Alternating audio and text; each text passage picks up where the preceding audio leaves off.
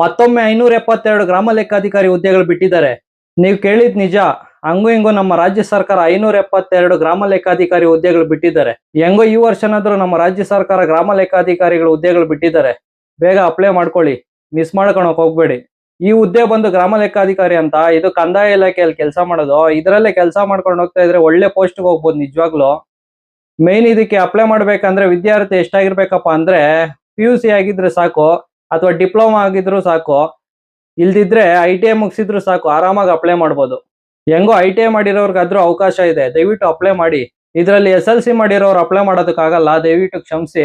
ದ್ವಿತೀಯ PUC ಮಾಡಿರೋರ್ ಮೇಲೆ ಯಾರು ಬೇಕಾದ್ರೂ ಅಪ್ಲೈ ಮಾಡ್ಬೋದು. PUC, ಡಿಗ್ರಿ, ITI, ಡಿಪ್ಲೊಮೋ ಯಾರು ಬೇಕಾದ್ರೂ ಅಪ್ಲೈ ಮಾಡ್ಬೋದು. ಅಪ್ಲೈ ಮಾಡಿ. ಇದಕ್ಕೆ ಅಪ್ಲೈ ಮಾಡೋದಕ್ಕೆ ವಯಸ್ಸಿನ ಮಿತಿ ಎಷ್ಟಪ್ಪ ಅಂತ ನೀವು ಕೇಳ್ಬೋದು. ಈ ಸತಿ ಖುಷಿ ಪಡೋ ವಿಷಯ ಏನಂದ್ರೆ ವಯೋಮಿತಿ ಹೆಚ್ಚು ಮಾಡಿದ್ದಾರೆ. ಈ ಸತಿ ಜನರಲ್ ಕ್ಯಾಟಗರಿ ಅವರಿಗೆ 38 ವರ್ಷ ಮಾಡಿದ್ದಾರೆ ವಯೋಮಿತಿ. ಅದು ಬಿಡಿ, OBC ಅವ್ರಿಗೆ ಎಷ್ಟು ಮಾಡಿದ್ದಾರೆ ಗೊತ್ತಾ ನಿಮ್ಗೆ? 43 ವರ್ಷ ಮಾಡಿದ್ದಾರೆ. 38 ವರ್ಷ ಇತ್ತು, 5 ವರ್ಷ ಜಾಸ್ತಿ ಮಾಡಿದ್ದಾರೆ ನೋಡಿ. ಅದಕ್ಕೂ ಮುಖ್ಯವಾಗಿ SC ST ಮತ್ತೆ ಮಾಜಿ ಸೈನಿಕ ಪ್ರವರ್ಗದವ್ರಿಗೆ ಎಷ್ಟು ಮಾಡಿದ್ದಾರೆ ಗೊತ್ತಾ? 45 ವರ್ಷ ಮಾಡಿದ್ದಾರೆ. ಇದಕ್ಕಿಂತ ಬೇಕಾ ವಯೋಮಿತಿ? ಆರಾಮಾಗಿ ಬರೀಬಹುದು. ಈ ಪೋಸ್ಟ್ಗೆ ಅಪ್ಲೈ ಮಾಡೋದಕ್ಕೆ ಅರ್ಜಿ ಶುಲ್ಕ ಎಷ್ಟು ಮಾಡಿದ್ದಾರೆ ಗೊತ್ತಾ ನಿಮ್ಗೆ? ಜನರಲ್ ಕ್ಯಾಟಗರಿ ಮತ್ತೆ OBC ಅವರಿಗೆ 750 ರೂಪಾಯಿ ಮಾಡಿದ್ದಾರೆ. 750 ರೂಪಾಯಿ ಅಷ್ಟು ಇವ್ರು ಏನ್ ಮಾಡ್ತಾರೋ ನನಗೆ ಗೊತ್ತಾಗ್ತಾ ಇಲ್ಲ. ಎಷ್ಟೋ ಕೋಟಿಗಳಾಗ್ಬಿಡುತ್ತೆ. ಅಷ್ಟೆಲ್ಲ ವಿದ್ಯಾರ್ಥಿಗಳಿಂದ ತಗೊಳ್ಳೋ ಅವಶ್ಯಕತೆ ಇದೆಯಾ ಅಂತ. OBC ಜನರಲ್ ಎಲ್ಲಾನು ಹೋಗ್ಲಿ ಬಿಡಿ, SC ST ಮಾಜಿ ಸೈನಿಕ ಪ್ರವರ್ಗ ಅವ್ರ ಹತ್ರನು 500 ರೂಪಾಯಿ ಚಾರ್ಜ್ ಮಾಡ್ತಾ ಇದ್ದಾರೆ ಅಪ್ಲೈ ಮಾಡೋದಕ್ಕೆ. ಏನ್ ಇದರಿಂದ ಎಲ್ಲ ದುಡ್ಡು ಕೇಳ್ಬೇಕಾ ನೀವು? ಇವರೆಲ್ಲ ಕೈಕಾಲು ಚೆನ್ನಾಗಿದೆ ಅದ್ ಬಿಟ್ಬಿಡಿ. ವಿಕಲಚೇತನ ಅವ್ರ ಹತ್ರನು 250 ರೂಪಾಯಿ ಚಾರ್ಜ್ ಮಾಡ್ತಾ ಇದ್ದಾರೆ. ಇವ್ರಿಗೆ ಯಾವ ಅರ್ಜಿ ಹಾಕ್ಬೇಕಾದ್ರೂ ಫ್ರೀಯಾಗಿ ಅಪ್ಲೈ ಮಾಡ್ತಾ ಇದ್ರು. ಆದ್ರೆ ಈಗ 250 ರೂಪಾಯಿ ಚಾರ್ಜ್ ಮಾಡ್ಬೇಕು ನೋಡಿ. ಎಂತ ಕಾಲ ಬಂದಿದೆ ಈಗ.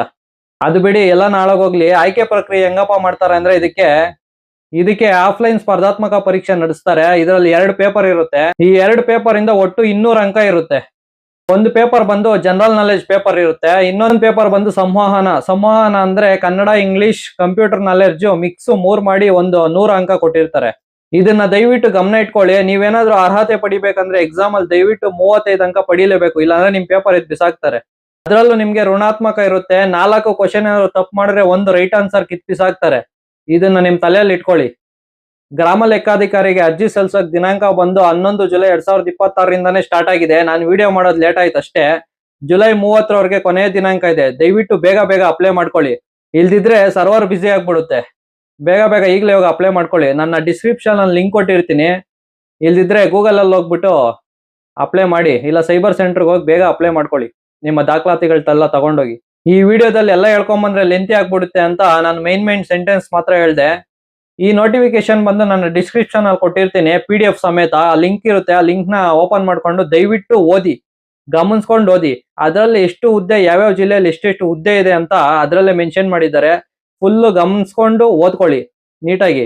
ಮತ್ತೆ ಅಲ್ಲೋಗಿ ಎಕ್ಸಾಮ್ ಅಲ್ಲಿ ಹೋಗ್ಬಿಟ್ಟು ತೊಂದರೆ ಬೀಳೋದಲ್ಲ. ನಿಮ್ಗೊಂದೇ ಒಂದು ಬುದ್ಧಿ ಮಾತು ಹೇಳ್ತೀನಿ ಕೇಳಿ.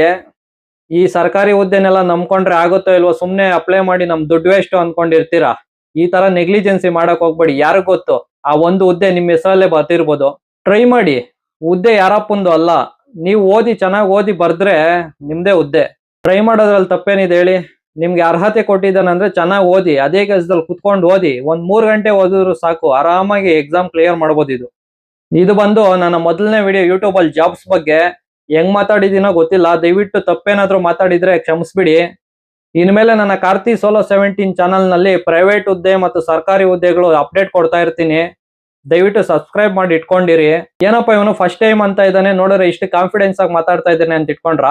ನನ್ನ ಇನ್ಸ್ಟಾಗ್ರಾಮ್ ID ಇದೆ ಕಾರ್ತಿ ಸೋಲೋ 17 ಅಂತ. ಹತ್ತತ್ರ 50,000 ಫಾಲೋವರ್ಸ್ ಇದ್ದಾರೆ. ನಾನು ಇತ್ತೀಚೆಗೆ ಯೂಟ್ಯೂಬ್ ಚಾನಲ್ ಓಪನ್ ಮಾಡಿದ್ದೀನಿ, ಅದರಿಂದ ಇಷ್ಟು ಕಾನ್ಫಿಡೆನ್ಸ್ ಆಗಿ ಮಾತಾಡ್ತಾ ಇದ್ದೀನಿ ಅಷ್ಟೇ. ಅಪ್ಡೇಟ್ ಕೊಡ್ತಾ ಇರ್ತೀನಿ ಜಾಬ್ಸ್ ಬಗ್ಗೆ. ಸಬ್ಸ್ಕ್ರೈಬ್ ಮಾಡಿ ಇಟ್ಕೊಳ್ಳಿ. Thank you. ಇನ್ನೊಂದು ವಿಡಿಯೋದಲ್ಲಿ ಸಿಗೋಣ.